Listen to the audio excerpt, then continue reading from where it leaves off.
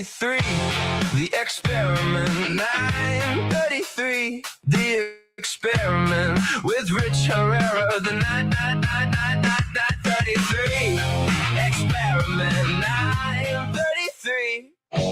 All right, good morning, everybody. 9:33, the experiment, actually. We open up the phone lines. It's podcast, radio show. It's the one where you actually get to chime in. We take your telephone calls.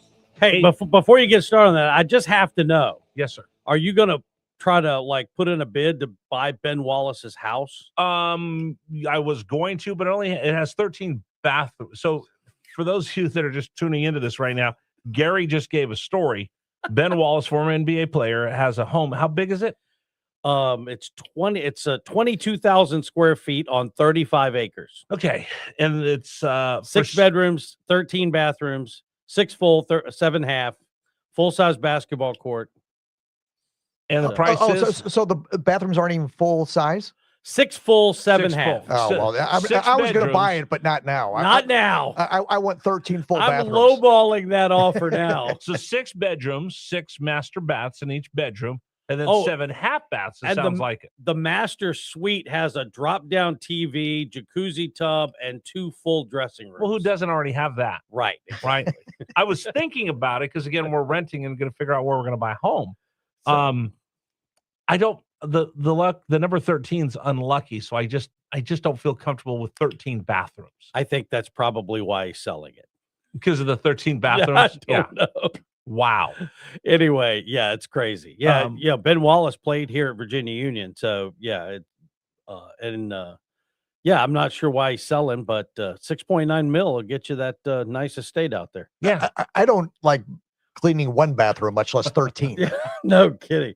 Well, if you owned a house like that, you'd probably be able to pay someone. Yeah, to get a them. maid to come in. And I have a friend that, he was upgrading his house. And the one thing his wife's like, this is great, but I just don't want to clean this much of a house. He goes, honey, we can afford this right now. Yeah, but you know how much it's going to be to clean it. And then they moved in and she goes, I hate this house. He goes, why? It's too big.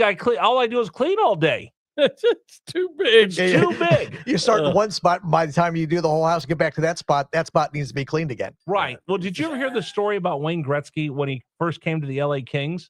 They took him around and he was looking at homes, Gary, and really nice homes in Bel Air, Beverly Hills. Really, You mean Janet was looking at exactly. So they're looking at wonderful homes, and Gretzky's just looking, going, no, saying no to everything. Like, this has everything you want on a checklist. Yeah, no. Finally, the real estate agent was just frustrated and said, okay, I'm sorry, Mr. Gretzky, what is wrong? And he looks at her and he goes, the driveway. And she goes, what's wrong with the driveway? He goes, it's too long. Do you know how long it's going to take me to shovel this driveway? That's a true Canadian. That's a true Canadian. And she quietly had to not snicker and go, Mr. Gretzky, this is Southern California. We don't have snow here. Oh, okay. Then I'll take that one. Okay, that's great. And like he couldn't afford to have some, the neighbor's kid to come over and shovel it for him. He's If it a this Canadian. happened. They're the nicest people in the world. Hey, by the way, now I want to go eat at Tim Hortons. I'm sorry to derail the experiment. I just had to talk to you about Ben Wallace's house. No, that's awesome. So y'all have a great weekend. All right. Thank you so much. All right. Phone lines are open. We'll just make it open phone lines for everybody right now. And I just was going to throw this out to a couple different people. We had on 38 Special. I was just thinking about how awkward you feel. Like, Dave, is there ever a song that comes in and just takes you right back to a moment in your life? Oh, wow. Jack and Diane. And what's it make you? I remember hearing that song when I was in junior high. The junior high jukebox. Right. It just takes me back to really bad cafeteria hamburgers. Oh, I get that taste in my mouth. It's like, because they were made of more soy than they were burger, right? Yeah, it was. Yeah, they were dry. Yeah, probably a stretch. I just got that. That memory just popped into my head. Yeah, because they weren't beef. It wasn't a McDonald's hamburger. Oh, no way. It was more soy. I think it was more soy than it was meat. It might have been a soy burger for all you know. Whatever it was bad. And it had like a little bit of a green tinge to it. Well, it was like grainy. Yes. That like crumble. Yes. or the fact that junior high pizza was the best, even though it was probably the worst pizza you've ever had in your life. But when pizza day came around, oh boy, Pizza day was always good. pizza day And it was was always just greasy as hell. yes. Or yeah, tater tots. And see, ours were always mushy. Yeah, but they were tater tots. Yeah, it's the mushy tater tots. Like they were in a hurry and they didn't cook them long enough. No, Like, that's just true. throw the raw ones in the bag and give it to me. All right, so here's what we're gonna do. Just tell me if you don't want to, if you don't want to tell me how awkward you felt. Just give me those things that you remember about those awkward moments when you were a kid. Because again, like we were talking about, 38 Special came on instantly. I went back to remember I scratched the record. My uncle beat the you know what out of me for scratching his record. It takes me back to that awkward junior high stage. All right, that awkward junior high stage. Phone lines are open, 833-804-1140, 833-804-1140. Somebody said middle school dances are where they felt the most awkward. 100%. 100%. Okay, so can I just ask, did everybody do the same thing? Big circle, couple kids would dance, right? Yeah. Couple kids would dance. Yeah. Everybody else would be wallflowers. Everybody else would be wandering around, right? And then you got the nerve, you did the big lap. And you and your buddies walked around the big circle where everybody was that was watching the two people dancing, but you would do the big circle and have to go back to where you were, and nothing got accomplished, but at least you felt like a big man because you weren't a wallflower. You did the big circle. Yeah, you had to make it look like you were doing something. Oh, I'm not a wallflower. I'm just, I'm cruising. I'm walking the floor, even though there's no girls going to dance with me. And the whole part of, I'm not even sure what the purpose of those were. Social interaction. Yeah, I guess. I'm showing you how to be an adult. Yeah, it was just a school activity. It was, they thought they were helping us out, and we were doing more socializing in the hallways than at the dances. And when you walked around, the purpose was to try to find a girl to dance with. And then if you had the nerve to walk up to ask one to dance, you were the king of all your peer group. Yeah, but usually I ended up having to do the walk of shame back to my group. Oh, when they reject you? Yeah. Oh, the worst. Walk of shame's always terrible. The worst. All right. Again, share with us. James River Air Text line, 833-804-1140. Phone lines open. What do you think? Remind me of that. Tell me how awkward you were. Tell me the most awkward moments. PE. I always enjoyed PE. Do you have to change and dress out? Oh, yeah. Right? And then they gave you did you have towels or did they give you towels? I think we brought our own. See, we had towels that were made of sandpaper. Somebody just said, I wasn't a wallflower because I just didn't go to any dances.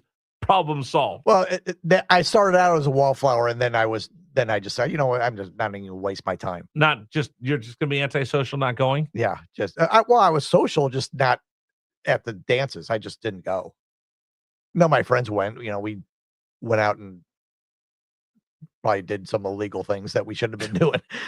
Great. Like the show I did yesterday in Philadelphia where I told people I stole stuff out of bars when I was drinking in college. Okay, some man called and started screaming at me for promoting crime. Okay, well, let's talk about that for a minute, because somebody I worked with, I think it was his mom, she said that if it has advertising on it, that they want you to take it. Oh no, you told me the story. It was a guy, it was somebody's dad, and he would steal pint glasses. So it would be anything with advertising on it. Right. No, I think it was his mom. His mom? Yeah. And she said, if it has advertising on it, they want you to take it. And she'd have like pint glasses in her purse and stuff like that. So she would go to, and Dave, go ahead and get the phones. People keep trying to call. We're having too much fun talking. People would, if this is the story Dave told me yesterday, he would go over to his friend's house and they had all these pint glasses from different bars, and they have, beer signs on them, this and that and everything else. And then when they asked him, like, why do you have all these pint glasses with different bars? They said, well, it's advertising. What do you mean it's advertising? Well, If they have that on the glass, that means they want you to take it home so you remember to come back again. So therefore, I just put it in my purse. Or if it was just like a brand name like Budweiser or something, she would say, and to her, it wasn't stealing. It was Right. just, if it had advertising on it, they want you to take it. And if she needed some glasses at home, she'd throw a couple of them in order a couple of pints of beer and then drink it, then put them in her purse. No, that's outstanding. All right. Okay. I've got to remind people when you call in, you can't just tell Rich this. You actually have to participate on the program. Again, we're just recalibrating because we don't take a lot of telephone calls. So people are like, how come you do this? Listen, we're just bringing this back into the show and share with you because it is a little bit different than we normally do here at News Radio WRVA. But I did want to open up the phone lines for you, give you an opportunity. And again, we'll do this Rush Limbaugh style, open phones. If you want to talk about this, you want to talk about whatever else you want that we talked about in the show today, you could do that as well. I don't know what's going to happen each day. Somebody just said, oh, now we know your secret, Rich. You carry a purse. I didn't carry a purse. The woman put the purse in. I'm telling you, Dave, people are salty today. What is it with you people? The text message line, everybody's been salty. Maybe it's just because it's getting hot, it's getting humid, and we're getting so close to the 4th of July, and everybody wants that extra day off. We're going to take the 3rd off. It's a company holiday, then the 4th of July. So just 4 shows next week. But I have a feeling we're getting to this. There's a point of angst right now amongst people. I've felt it for like the last week and a half. Something is going on where people are just on edge even more. Go to Dan. Than they have been lately. All right, let me go to Dan. Dan, save us right here. You're on the 933 experiment. Hello. Hey, how's it going, Rich? What's up, buddy? Back in middle school, it was really embarrassing to get changed for PE, especially since they gave it these really tiny shorts way back in the 70s. Yes. But and then the soap was just ridiculous. Oh, However, and then you had to run in, grab the shower, get back out. Yeah. Yeah. When I was in middle school, there was this little thing called the bicentennial going. I've heard it before. And our school put on a play for, our school put on play on about it, and I was able to play the Patrick Henry speech. Oh, which was cool. And I was just saying, a week Saturday is going to be the 4th of July. If anybody can, get tickets to go to St. John's Episcopal downtown, where they're going to reenact the entire "Give Me Liberty, Give Me Death" speech, and then they're going to read the Declaration of Independence. It's really cool. I've wanted to see that since I moved to town. I kind of explored around there when I went to the Irish Festival, but that's something that I'm looking. Again, my son's coming in on Monday, so he's got a whole list of things he wants to go to D.C. My uncle said I got to go up to the state fair to watch the rodeo. We're going to probably go back up to Mount Vernon on the 4th of July, Monticello, and about a bazillion other things in the month that he's here, especially with USA 250. I can't wait to see what that state fair is going to be like and all the rest of the stuff they have up in D.C. this week. Yeah, but if you can get to St. John's, get there. It's so cool. Do they do that every day? Then Or you do can they? eat the greeting. Yeah. Do they do that They do it. Yeah. pretty I'm regularly? not sure. Okay. I know they have a whole gift shop there that you can get the stuff at, but yeah. Okay. Well, you know what, Dave? Normally they don't do the Declaration of Independence, but yeah. Okay. Well, Dave, we got to follow up on that for next week as well. We'll make a little note. Hey, thank you so much. And if I don't talk to you, have a great 4th of July. I mean, there's so many different things to go on, Dave, during the 4th of July, especially around here. So, I mean, when Dave Saunders was telling us about the fireworks over the Capitol, that would be beautiful. Well, sit there and look up that hill. There's so many places that are having fireworks, especially because it's 250. Right. And the president said the fireworks show they're putting on in Washington, D.C. will be the biggest fireworks show, 10 times bigger than anyone else. And by the way, I got a buddy of mine I'm going to reach out to. He actually puts on those big fireworks shows. He's the guy that like lights them all up. I'm going to bring him on next week and just ask him, what does it take to put on a 30-minute fireworks show? And I don't think most people don't understand all the work that they put into all the planning that goes into that. And how do they sync it all and all the rest Yeah, of that? and it's sync to music. Right. And so I think setting off those things, and if first of all, it's dangerous as hell, right? Well, he's synchronizing it to all the music, I think would be hard. Well, and it's a lot of it's computer. I mean, there's so much goes into it, the technology. It's not just some guy out there with a Bic lighter, like, hey, let me light this one. Yeah, it's not like lighting off fireworks in your backyard. Exactly. All right, that's going to wrap everything up for the day and for the week. We appreciate everybody for joining us here on the program.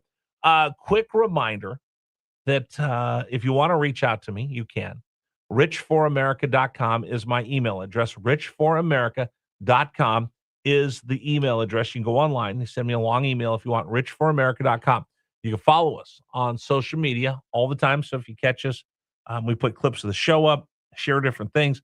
It's News Radio WRVA on Instagram, X, Facebook, and now we have a YouTube channel. And my personal handles are Rich for America on X, Facebook, Instagram, and YouTube as well. Coming up on the show next week, we got a lot of great guests, and we will start counting down, getting ready for the big holiday coming up a week from tomorrow. I can't believe we're that close. We're that close to the 4th of July. It is going to be spectacular to be here in Virginia. And like I said, I'm going to go up to D.C. quite a bit next week just to experience what the 4th of July celebration around Washington, D.C. is, and we'll have plenty of folks that'll join us. And by the way, Dave, can I brag about the one guest that we're going to have next week?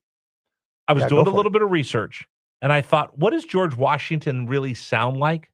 Does he sound like a Brit, or does he sound like an American? And I did all this research, and I found out that back at 250 years ago, guess what the Brits didn't sound like? They sound like Americans? They sounded like us. The British didn't get this posh upper crust accent until we beat them after the Revolutionary War. So I actually found a woman that wrote a book about this, and she's gone on a lot of different radio stations. She has a whole book about dialects and where they all come from. She's going to join us on the program next week. And we'll talk about what George Washington, Ben Franklin, and the Founding Fathers actually sounded like compared to the King of England. That should be very interesting. Just a little bit of trivia for you for America's 250th birthday. All right, time now for our national anthem. It is brought to you by our friends at Freedom Services and Training, the biggest little gun store in town, located in Mechanicsville. All right, everybody, thank you so much for joining us. I really, really appreciate it. Again, Dave and I, we're going out to see 38 Special tonight. Yeah, I'm looking forward to that. Yeah. I've never seen 38 Special. I don't know if I have. And we had Don Barnes on at 7:33. And if you missed it, you can go back. It'll be on our podcast. Or if you want to hear it again, it'll be on the podcast after the show. Yeah, absolutely. All right, that's going to do it for us again. National Anthem brought to you by the Freedom Services and Training, the biggest little gun store in town. There's a reason why Dave and I, Gary, and the rest of the crew get up every morning. It's to bring you Richmond's morning news. For me personally, I get up out of bed every morning thinking about a couple things. I want to stand up for my family. I stand up for this country. That's why we get up and do it gladly, to get up before dawn to bring you Richmond's morning news each and every day. Thank you so much. We'll talk to you on Monday right back here on News Radio WRVA. Please stand for the national anthem of the United States of America. Oh, say, can you see